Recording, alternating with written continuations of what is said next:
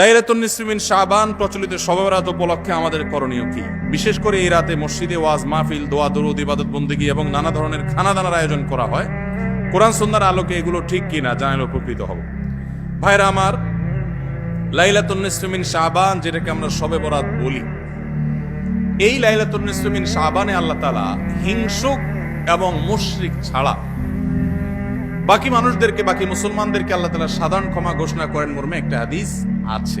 এছাড়া আরো বেশ কিছু হাদিস আছে যেগুলোর কোনো না অনেকগুলো সনদের মধ্যে কিছুটা দুর্বলতা আছে, কিন্তু মোটের পরে এ রাতের ফজিলত সুসাব্যস্ত এবং প্রমাণিত।